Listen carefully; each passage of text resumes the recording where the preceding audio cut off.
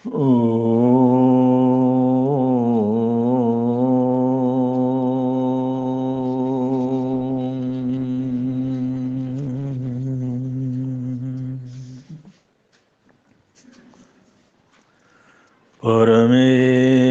नमस्कारं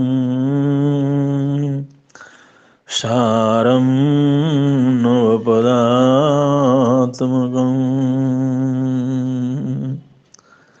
आत्मरक्षाकरं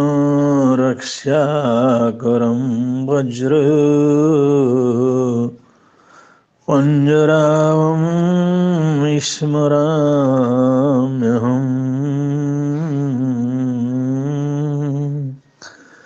पञ्जरावं विस्मराम्यहम्।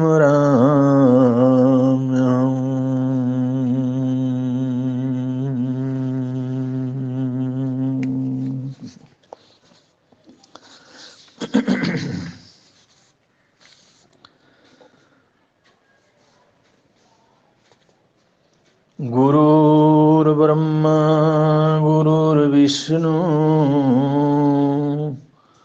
गुरुर्देव महेश्वर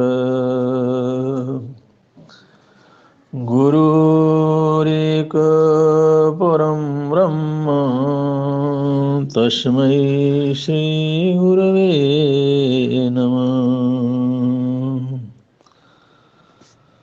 तस्मै श्री गुरवे नमः।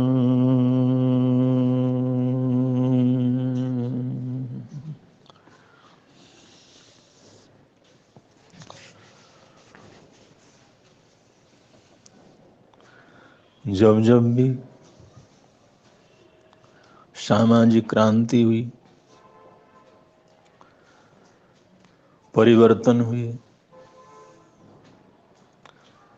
जो क्रांतिकारी परिवर्तन हुए उसमें जनता जनार्दन का सबसे बड़ा योगदान रहा। जब जब भी कोई राष्ट्राध्यक्ष या कोई सरकार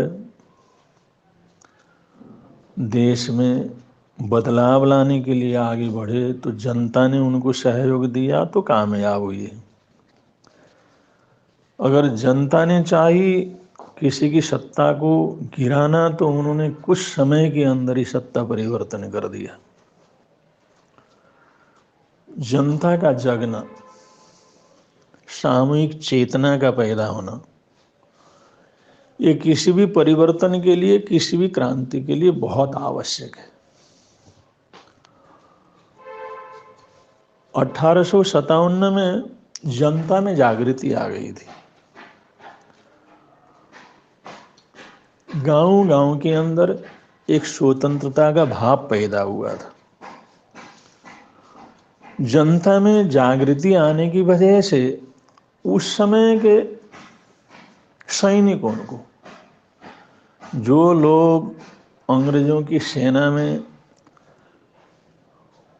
उनके ही सैनिक के रूप में काम करने वाले थे, उन्होंने जिस समय विद्रोह किया और वो देश की स्वतंत्रता के लिए निकले तो जनता का ऐसा समर्थन मिला जो अपने आप में बहुत अद्भुत है। उस समर्थन का परिणाम ये हुआ, एक दिन में 10 मई 1857 को एक दिन में पूरा मेरठ और मेरठ के आसपास का इलाका अंग्रेजी सैनिकों, अंग्रेजी अफसरों और अंग्रेजी लोगों से मुक्त हो गया। और यहाँ से सैनिकों के साथ देश के लड़ाकू नौजवान जो मेरठ के आसपास के थे, वो लोग यहाँ से दिल्ली पहुँचे। बहादुर शाह जफर की वहाँ पर सेना थी, उनसे मिले और उनसे मिलने के बाद जो 50,000 सैनिक एकत्रित हुए थे, उन 50,000 सैनिकों ने,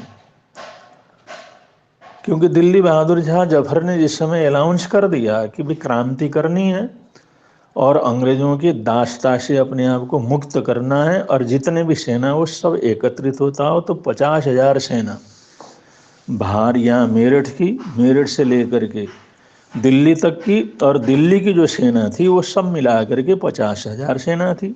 और 50,000 सेना ने जिस समय दिल्ली में ये स्वतंत्रता का आंदोलन चलाया, क्रांति चलाया, और उस समय 1.5 दिन में पूरी दिल्ली को खाली करवा दिया और दिल्ली के आसपास को खाली करवा दिया। और ये 1.5 दिन में 11,000 अंग्रेजों को उन्होंने मिट्टी में मिला दिया। 1.5 दिन में इतनी बड़ी क्रांति हुई। और जो दिल्ली से क्रांति की लहर पूरे देश में चारों तरफ फैली, उन्होंने 15 दिन में सारे देश को अंग्रेजों से मुक्त करवा दिया। 15 दिन में। ये जनता का सहयोग था। सेना को जनता का ऐसा सहारा मिला, ऐसा सहयोग मिला, ऐसे ये लोग आगे बढ़े। इन्होंने 15 दिन में संपूर्ण भारत को अंग्रेजी झंडों से, अंग्रेज आतताइयों से, अंग्रेज की सत्ता से, उनके सैनिकों से, उनके अफसरों से हिंदुस्तान को मुक्त करवा दिया।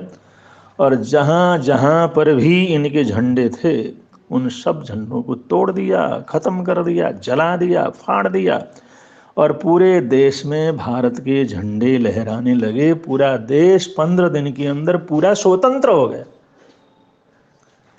आप लोग अनुमान लगा सकते हैं देश की ये स्वतंत्रता की क्रांति कितनी जबरदस्त थी। जनता ने सहयोग दिया, देश की जनता जागी और उन सैनिकों के साथ हुई। तो भारत में 100 साल से जो लोग तरह तरह से अपना वर्चस्व स्थापित किए हुए थे, जगह जगह उन्होंने छावनियाँ बना ली थी और अपना हुकूमत चलाते थे ईस्ट इंडिया कंपनी के माध्यम से। ये 15 दिन के अंदर सारे अंग्रेजों को समाप्त कर दिया और 15 दिन में 51,000 सैनिक, 51,000 अंग्रेज खत्म हो गए। उस समय अंग्रेजों की जो यहाँ पर संख्या थी 51,330 की थी जनगणना में, और 51,000 तो खत्म हो गए और बाकी बचे वो लोग कहीं छुप करके, भेष बदल करके वो लोग यहाँ से भाग गए। ये जो 300 सवा 300 लोग यहाँ से बच करके भागे, ये लोग धीरे धीरे धीरे धीरे किसी भी तरह से ये लोग यूरोप में पहुँचे, इंग्लैंड में पहुँचे।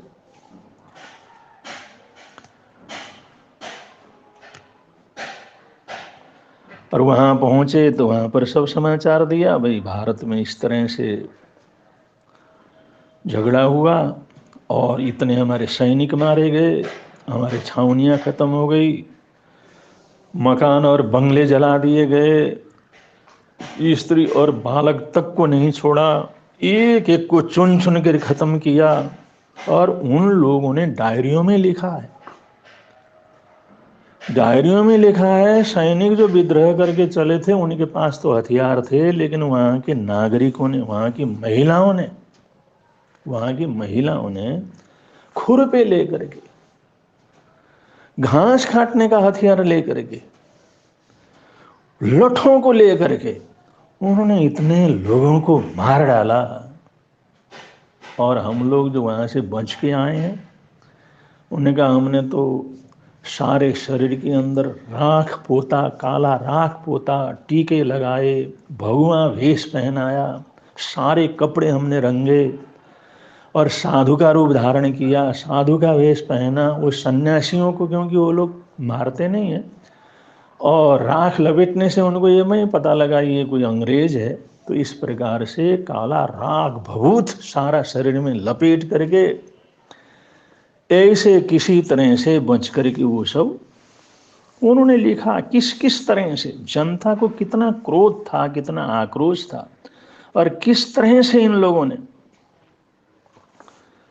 हमारे को वहां से भगाया और हम जान बचा करके यहाँ आ गए।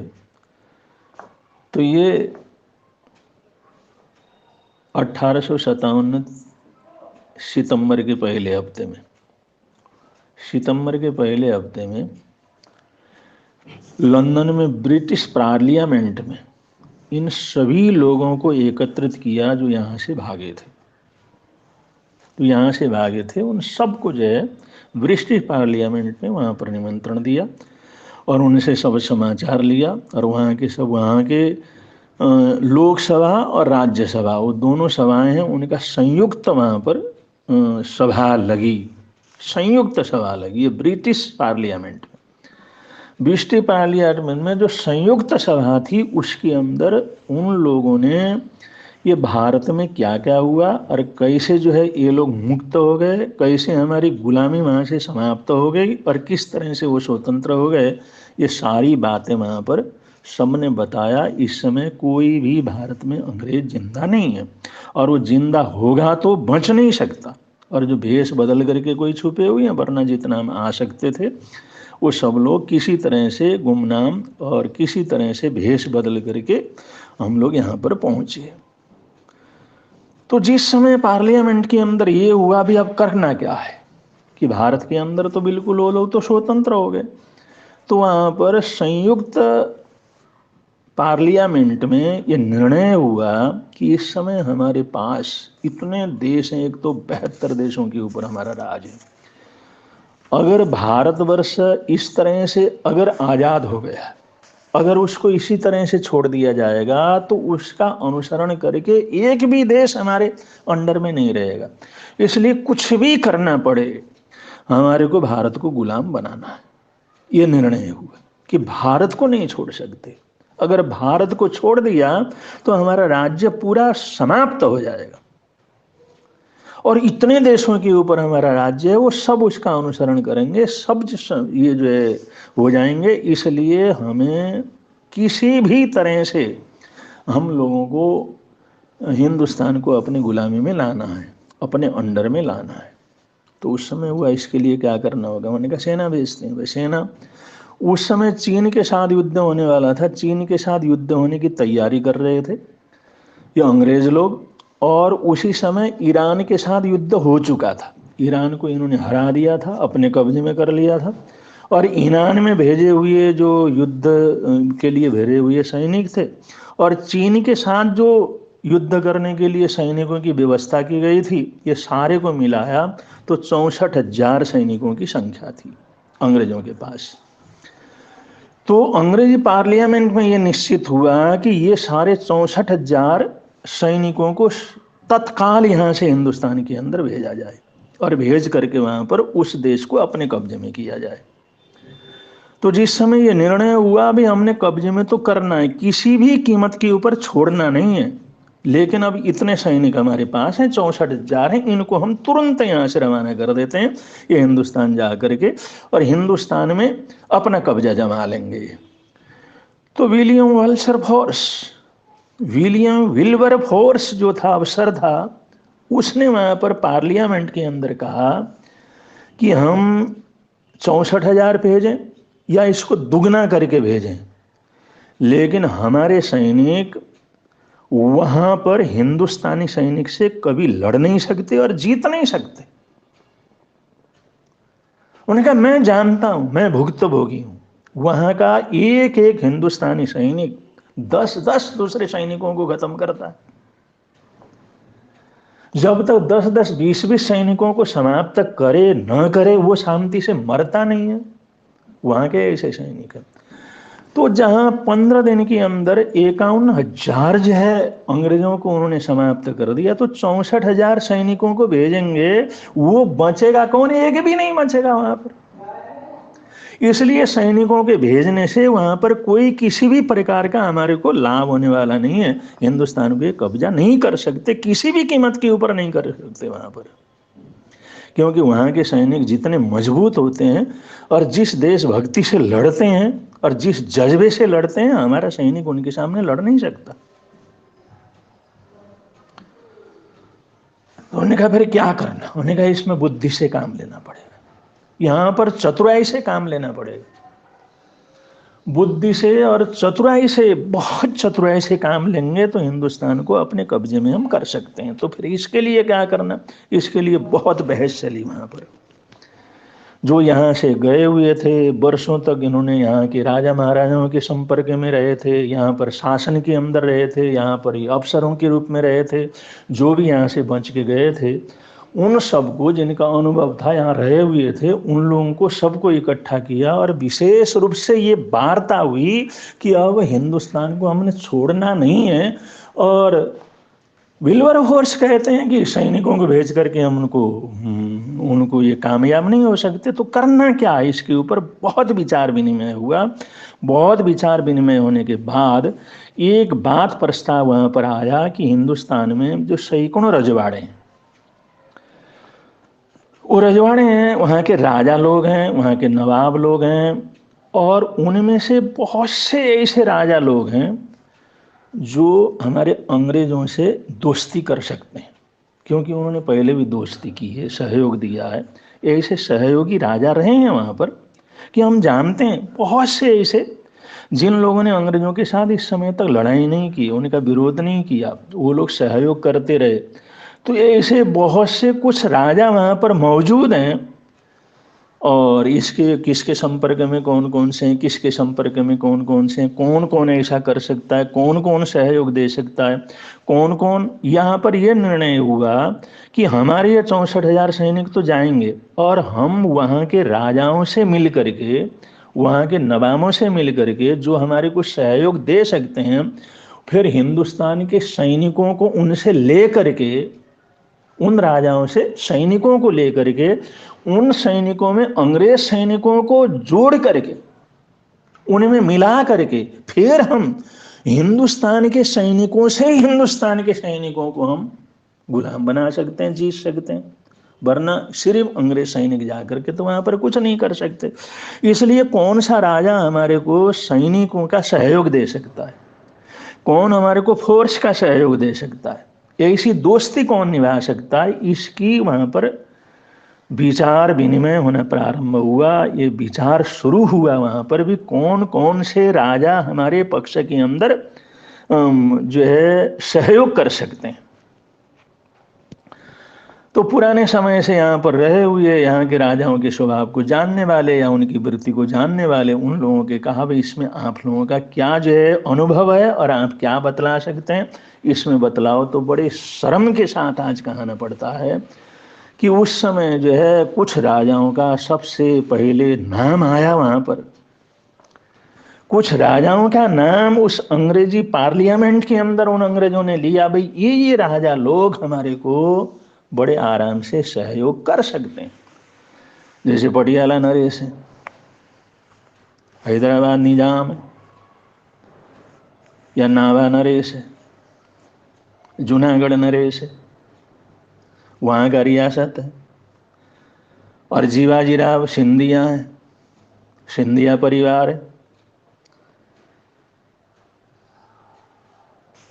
और ऐसे बहुत से, यहाँ तक समझ लो वहाँ पर काफ़ी नामों का लिस्ट तैयार किया गया, काफ़ी नामों का लिस्ट तैयार किया गया कि ये राजा अगर हम इनको लालच दें और इनका सहयोग करें, इनको मित्रता के लिए आह्वान करें, तो ये लोग हमारे को सहयोग दे सकते हैं, ये सैनिक दे सकते हैं। और उन हिंदुस्तानी राजाओं के जो हिंदुस्तान के सैनिक हैं, उन्हीं सैनिकों को साथ हमारे अंग्रेजी सैनिकों को मिला करके उनके विरोध में लड़ेंगे तो हम हिंदुस्तान को पुनः अपना बना सकते हैं।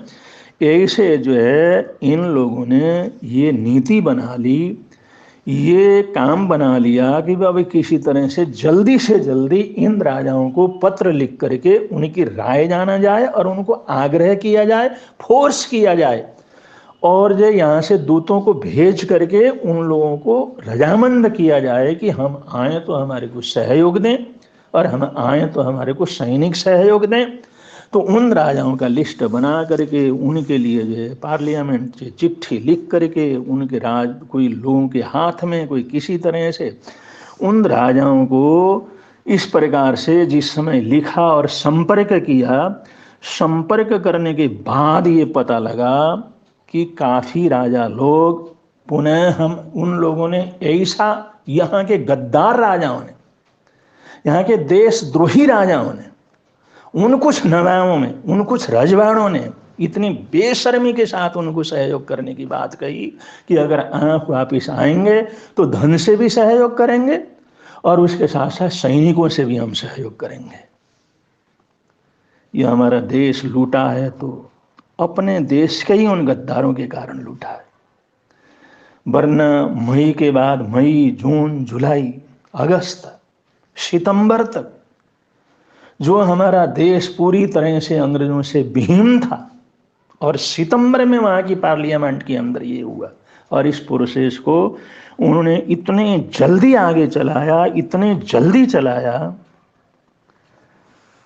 और उस समय तक ये जो अलीगढ़ है, बरेली है, कानपुर है, बिट्ठूर है, 350 जिले पूरी तरह से स्वतंत्र थे, जितने भी यहाँ के रियासत थे स्वतंत्र थे, हर जगह भारतीय झंडा लहरा रहा था, और यूनियन जैक तो कहीं था ही नहीं, और पूरी तरह से हिंदुस्तान हिंदुस्तानों के कब्जे के अंदर था। लेकिन उन देशद्रोही, लालची, लोभी और जनता के हित को न समझने वाले, सिर्फ अपने स्वार्थ का ध्यान देने वाले उन रजवाड़ों ने अंग्रेजों को निमंत्रण दे दिया।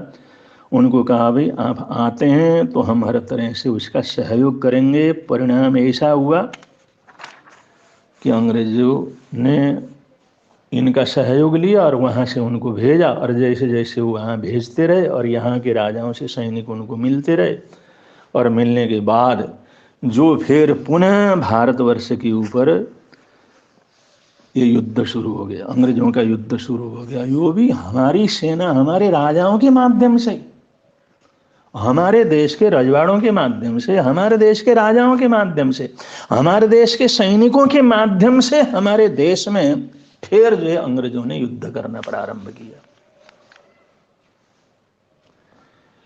कितने बड़े दुर्भाग्य की बात रही। भारत माता का ये कितना बड़ा दुर्भाग्य था। एक बार 15 दिन में जिन अंग्रेजों का पैर उखाड़ करके, जमीन से उखाड़ करके जनता ने और उन सिपाहियों ने यहाँ से फेंक दिया था, इन रजवाड़ों ने, इन नासमझ लोगों ने फिर अंग्रेजों के निमंत्रण को स्वीकार किया, उनकी मित्रता को स्वीकार किया, उनके साथ सहयोग करने के वचन दिए, और उनके साथ सहयोग करने का वचन देने के बाद फिर वो जैसे जैसे यहाँ पर आए और जहाँ जहाँ पर उनको सैनिकों की, रजवाड़ों की सहायता मिली और उनका सहयोग लेकर के वहाँ के आसपास के क्षेत्रों के ऊपर उन्होंने युद्ध करना प्रारंभ किया। और ये युद्ध चलता रहा, और उस समय इस युद्ध को बड़े अद्भुत ढंग से आगे अगर चलाया, और जो लड़े, खूब लड़े, तो नाना साहेब पेशवा, ये क्रांतिकारी परिषद की, उन्होंने जिस समय उनको पता लगा कि इस तरह से अंग्रेज यहाँ पर पुनः युद्ध के लिए आ रहे हैं, पुनः हमारे को गुलाम बनाने के लिए आ रहे हैं, नाना साहब पेशवा ने उस समय साधन भी कहाँ थे, लेकिन उन्होंने क्रांतिकारी परिषद का गठन किया। उन क्रांतिकारी परिषद के स्वयं जो है वो नाना साहब अध्यक्ष थे, और उसमें क्रांतिकारी परिषद के अंदर तात्या टोपे थे, लक्ष्मीबाई थी, और ऐसे बहुत से राजा और बहुत से लोग ऐसे थे जो इस परिषद के अंतर्गत थे। और इन लोगों ने इस परिषद के माध्यम से अंग्रेजों का विरोध करना प्रारंभ किया, उनकी लड़ाइयों का उनका विरोध करना प्रारंभ किया। लेकिन अब विरोध करते तो थे, लेकिन उसमें ये मौलवी लियाकत अली, वो भी उसके अंतर्गत थे, अजीजुल्ला, वो भी उसके अंतर्गत थे। ऐसे बहुत से मस्जिदों से बहुत से जो है मुल्ला मौलवी वगैरह थे, ये भी जो है इस परिषद के अंतर्गत थे।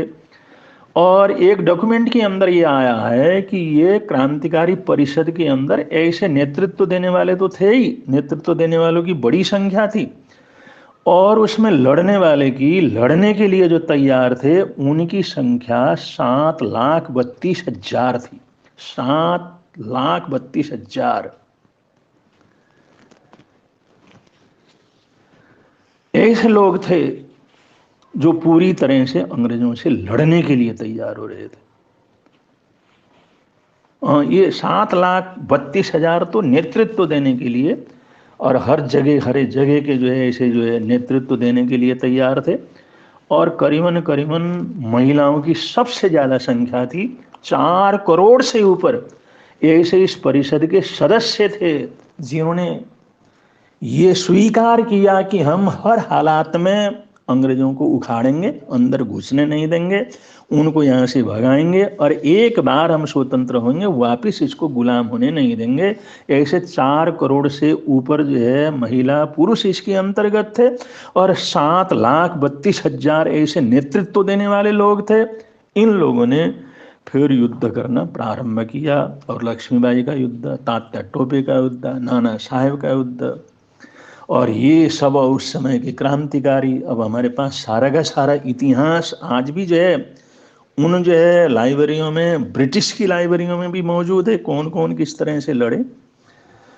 और अजीजन भाई जो ये भी बड़ी जबरदस्त थी मध्य प्रदेश से, जिन्होंने जो है युद्ध किया, तो ऐसे काफ़ी लंबे समय तक अंग्रेजों के साथ ये युद्ध करते रहे और युद्ध करते रहे। लेकिन अब अपने देश के राजाओं ने उनको सहयोग दिया था, अपने देश के सैनिक लड़ रहे थे, और उसमें अंग्रेजों की धूर्तता काम कर रही थी, उनकी दुष्टता काम कर रही थी। इसलिए इतने उन्होंने अत्याचार किए, ऐसे ऐसे अत्याचारी अफसरों को वहाँ से भेला, ऐसे ऐसे क्रूर अत्याचारियों के हाथ में दिया कि तुम लोग किसी भी तरह से कुछ भी करना पड़े, कितना भी जनता को मारना पड़े, कितना उजाड़ना पड़े, कितना उनको नष्ट करना पड़े, तुमने हिंदुस्तान को पूरी तरह से अपने कब्जे में करना है। तो इस युद्ध के अंदर बड़े भयंकर युद्ध हुए, बड़ा भारी कत्लेआम हुआ,